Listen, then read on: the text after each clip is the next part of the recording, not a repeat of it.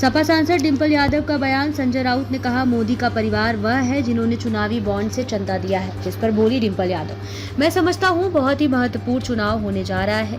हर रोज परत दर परत परतें खुल रही हैं। लोग समझ रहे हैं, लोग जान रहे हैं। अगर सही ढंग से चुनाव हो जाए बिना पक्षपात के तो भाजपा बुरी तरह से हार रही है। अमित शाह द्वारा दिया गया बयान, पीओके भारत का हिस्सा, वहाँ के हिंदू या मुसलमान सब हमारे हैं। जिस पर बोली डिंपल यादव, जब जब चुनाव आता है तब तब इस तरह की बातें हमेशा होती रही हैं, खाली उनका ढंग बदल जाता है। यह चुनाव को एक तरह से लोगों के जो मन में है उसे बहम डालने का इरादा रखते हैं। यह सब बातें बोली जा रही है। अमित शाह द्वारा दिया गया बयान, इलेक्टोरल बॉन्ड से हमें 6,000 करोड़ मिले हैं, दूसरे को 14,000 करोड़ मिले हैं। जिस पर बोली डिंपल यादव, मैं इस तरह की टिप्पणी नहीं करना चाहूँगी। कल को भी शायद सुप्रीम कोर्ट ने कहा है कि आइडेंटिटी कोड देंगे तब क्लियर पिक्चर आएगी क्या हुआ है। वन नेशन व वन इलेक्शन समिति की रिपोर्ट तैयार होने वाले पर डिंपल यादव, जिस तरह से जीएसटी लगाया गया है, वन नेशन वन टैक्स की बात कही गई, तो आप देख रहे हैं जीएसटी में जो वन नेशन वन टैक्स की बात कही गई थी, ऐसा बिल्कुल भी नहीं हुआ है। एक तरह का टैक्स हर चीज़ पर लगा हो, बहुत ही मल्टी लेयर तरीके से जो बात कही जाती है वह होती नहीं है। मल्टी लेयर तरीके से बाद में यह चीज़ की जाती है, तो मैं नहीं मानती हूँ इसमें कोई तथ्य होगा। सीएए कानून को लेकर असदुद्दीन ओवैसी सुप्रीम कोर्ट जाने पर बोली डिंपल यादव, उनकी जो पार्टी है यह उत्तर प्रदेश में भी चुनाव लड़ने जा रही है। और मैंने पहले भी कहा है कि क्या अगर यह उत्तर प्रदेश के लोगों को बेहतर हो, खुशहाली आए, तो उनको 24 घंटे उत्तर प्रदेश में काम करना चाहिए। खाली चुनाव के समय इस तरह से निकाल कर आना मैं समझती हूँ कि एक चिंता का विषय है। कांग्रेस की मांग कि भाजपा के खाते सीज किए जाएं और इलेक्टोरल बॉन्ड की जांच हो। जिस पर बोली डिंपल यादव, कांग्रेस के खुद के खाते सीज हुए हैं, इस तरह की बात निकल कर आ रही है तो इस पर सख्त से सख्त कार्रवाई होनी चाहिए। नगीना सीट से चंद्रशेखर आजाद को टिकट न देकर किसी और को प्रत्याशी बनाए जाने पर बोली डिंपल यादव, यह राष्ट्रीय नेतृत्व का सवाल है। जब राष्ट्रीय अध्यक्ष जी आएंगे तब उनसे सवाल कीजिए। हमारे पास चुनाव लड़ने के लिए पैसा नहीं है, कांग्रेस द्वारा कहीं जाने पर बोली डिंपल यादव। जब से इलेक्टोरल बॉन्ड सबसे नीचे अगर कोई पार्टी दिखाई दे रही है तो वह समाजवादी पार्टी है, और मुझे खुशी है कि जो समाजवादी पार्टी की छवि है और लगातार बेहतर होती जा रही है, और जनता भी इस बात को समझ रही है कि समाजवादी पार्टी ही ऐसी सरकार थी जिसने उत्तर प्रदेश में काम करके दिखाया है, युवाओं को, जिसने महिलाओं के ऊपर काम किया है, जिसने किसानों के लिए भी काम किया है, और मुझे खुशी है कि जो समाजवादी पार्टी कहती है वह करती है। डिंपल यादव द्वारा लगातार चुनाव में निष्पक्ष चुनाव न कराए जाने के लगाए आरोप पर बोली डिंपल यादव, यह तो जग जाहिर बात है कि एजेंसियों का दुरुपयोग हो रहा है। सभी एजेंसियां नतमस्तक है केंद्र के प्रति, और जो केंद्र से निर्देश मिलता है उसी तरह चलती हैं। और यह बात इलेक्शन कमीशन जो कुछ कर रहे हैं वो खुद प्रधानमंत्री जी और उनके कैबिनेट मंत्री और एक ओपोजिशन लीडर है, तो इस 2:1 का रेशियो है, यह अपने आप में स्पष्ट करता है कि चुनाव कैसे निष्पक्ष होगा। यासीन मलिक की पार्टी को भाजपा द्वारा 5 साल के बैन किए जाने पर डिंपल यादव ने साधी चुप्पी। परिवार वे परिवार है जिन्होंने चुनावी बॉन्ड से पैसे मिले, क्या कहेंगे?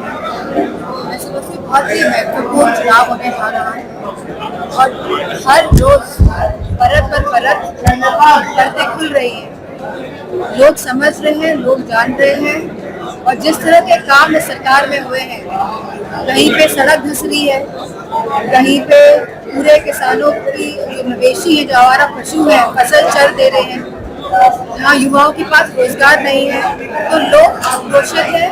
और अगर सही ढंग से चुनाव हो जाए बिना किसी पक्षपात के, तो भाजपा पूरी तरह हारने जा रही है। अमित शाह जी कह रहे हैं पाकिस्तान भारत का हिस्सा है, वहाँ के हिंदू भाई हो या मुस्लिम हो सब हमारे हैं। मैं समझती हूँ कि जब जब चुनाव आता है तब तब इस तरह की बातें हमेशा होती रही है, खाली उनका ढंग बदल जाता है। तो ये चुनावों को एक तरह से मोड़ने का और लोगों के जो मन है उसमें एक तरह से वहम डालने का इरादा रखते हुए ये सब बातें बोली जा रही है, क्योंकि सब जानते हैं कि आम जनता परेशान है, चाहे वो महंगाई हो, चाहे वो महिला सुरक्षा हो, चाहे वो सड़कें हो, चाहे वो किसान हो, चाहे वो शिक्षा हो, चाहे वो स्वास्थ्य हो। अमित शाह कह रहे हैं कि इलेक्ट्रोल बॉन्ड से मुझे 600 करोड़ मिले हैं, दूसरे को 1400 करोड़ मिले, तो मुझे क्या दिक्कत होगी? मैं इस तरह की टिप्पणी नहीं देना चाहूँगी, क्योंकि कल को भी शायद सुप्रीम कोर्ट ने कहा है कि आइडेंटिटी कोड्स देंगे, तब एकदम क्लियर पिक्चर आएगी कि क्या हुआ है। एक देश एक चुनाव को लेकर रणनीति जो बनी है, उसको लेकर क्या जिस तरह से जीएसटी लाया गया, वन नेशन वन टैक्स की बात कही गई, तो हम देख रहे हैं कि जीएसटी में जो वन नेशन वन टैक्स की बात कही थी, ऐसा कहीं भी नहीं हुआ है कि एक तरह का टैक्स हर चीजों पे लगा है। बहुत ही मल्टी लेयर तरीके से जो बात कही जाती है वो होती नहीं है, मल्टी लेयर तरीके से बाद में यह चीजें की जाती है। तो मैं नहीं मानती हूँ कि इसमें कोई तथ्य हो। सीए कानून को लेकर असदुद्दीन ओवैसी सुप्रीम कोर्ट गए। की पार्टी है, ये उत्तर प्रदेश में भी चुनाव लड़ने आ रही है, और मैंने पहले भी कहा है, अगर ये वाकई में चाहते हैं कि उत्तर प्रदेश के लोगों का बेहतर हो, कि खुशहाली आए, तो इनको 24/7 उत्तर प्रदेश में काम करना चाहिए।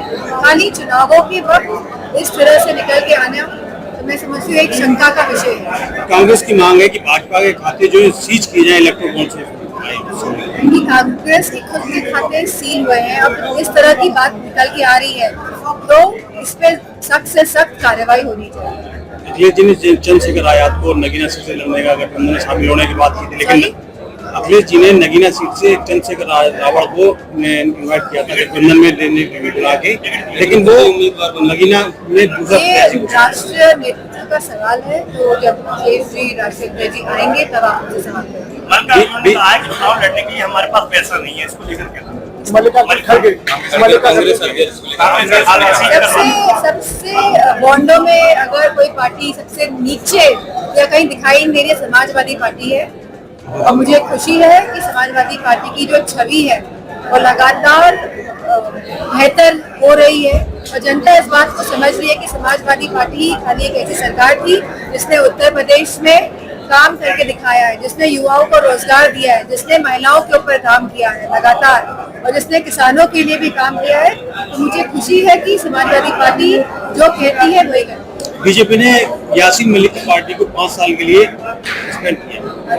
सांसद जी, चुनाव आते ही मुख्यमंत्री योगी आदित्यनाथ जी कुछ सभाओं कर रहे हैं, जिले जिले में जाकर जनसभाएं कर रहे हैं, क्या लगता है कहीं घबराई हुई है बीजेपी पार्टी, समाजवादी पार्टी के चुनाव को दोबारा कर रहे हैं मुख्यमंत्री?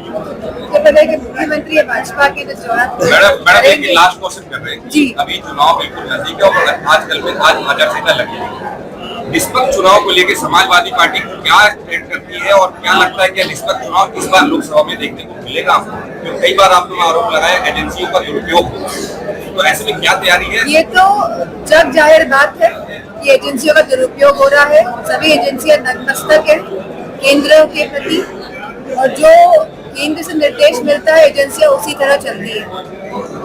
और यह बात कि इलेक्शन कमीशन जो चूज कर रहे हैं वो खुद प्रधानमंत्री जी और उनके द्वारा कैबिनेट के मंत्री और एक ऑपोजिशन लीडर, तो एक 2:1 का जो रेशियो है ये अपने आप में जाहिर करता है कि चुनाव निष्पक्ष कैसे होगा।